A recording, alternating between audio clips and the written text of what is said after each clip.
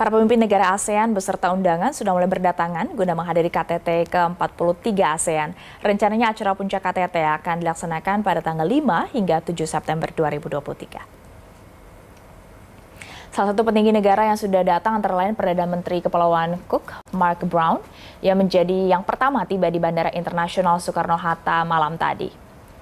Selanjutnya ada Perdana Menteri Timor Leste, Xanana Gusmão, yang tiba Senin pagi. Ketibaan Xanana ini juga langsung disambut oleh penjabat Gubernur Banten, Al-Muqtabar, dan staf ahli menteri. Selanjutnya ada Perdana Menteri Vietnam, Pham Minh Chinh, yang tiba di Indonesia sekitar pukul 10.35 waktu Indonesia Barat.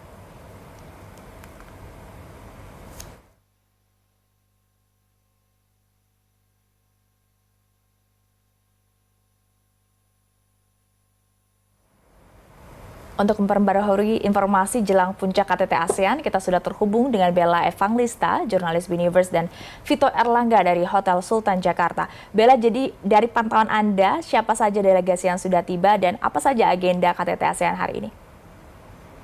Oke, baik, selamat sore Stefani juga pemirsa BTV. Pertama-tama Stefani, kami harus menyampaikan bahwa pada saat ini kami tengah berada atau mengikuti set event dari KTT ASEAN, yaitu Investment and Business Forum yang diadakan oleh ASEAN Bank. Dan pada intinya acara ini merupakan wadah bagi para pelaku bisnis, akademisi, pengamat ekonomi kawasan, untuk nantinya mereka dapat saling berbagi aspirasi, kemudian wawasan dan juga perspektif mengenai pergerakan perekonomian di ASEAN, kemudian bagaimana strategi untuk membuat atau menciptakan lapangan pekerjaan, meragamkan kualitas para pekerja, menarik investor global, dan juga yang menjadi fokus dalam pembicaraan selama 2 hari terakhir ini adalah penerapan terkait dengan digital ekonomi di kawasan. Sehingga dapat dipahami bahwa agenda yang dilakukan di Hotel Sultan saat ini dari kemarin sampai dengan hari ini itu fokus untuk membahas mengenai strategi dan juga posisi ASEAN dalam perekonomian global. Dan untuk delegasi yang sudah tiba atau sempat menyampaikan pidatonya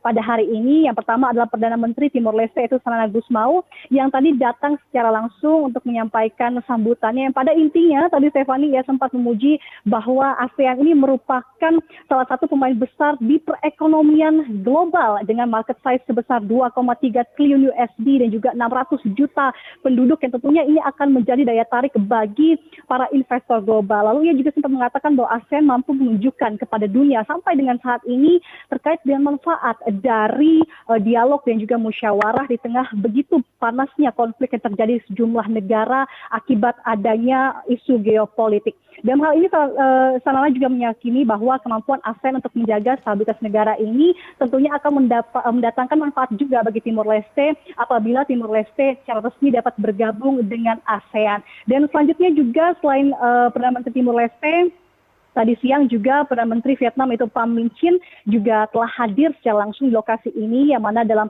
pidatonya atau sambutannya ada 3 hal yang dapat kami sorot, Stefani. Yang pertama adalah ia mengatakan bahwa ASEAN harus dapat memperkuat solidaritas meskipun tentunya setiap negara anggota memiliki kepentingan dan tujuan masing-masing. Yang kedua, ia mengatakan juga ASEAN ini harus bijak untuk menggunakan peran strategis maksud kami, mengingat ASEAN ini adalah salah satu perkumpulan dari sejumlah negara-negara yang memiliki peran penting khususnya di kawasan Asia. Dan terakhir ia menyampaikan bahwa ASEAN ini harus mampu untuk dapat memanfaatkan peluang di tengah kondisi dunia yang terus berubah, termasuk diantaranya pasca pandemi COVID-19.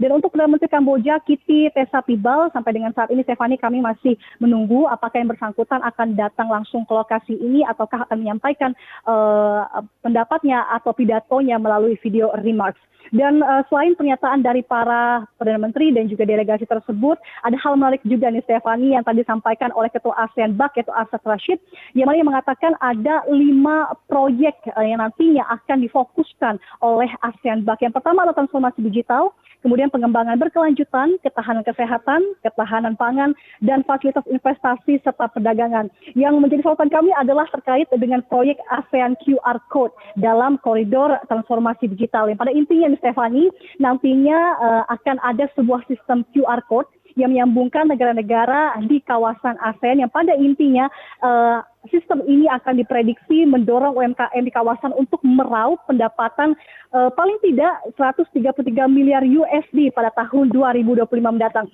Dan yang terakhir Stefani sampaikan adalah siap-siap bagi Anda para pelaku UMKM Indonesia.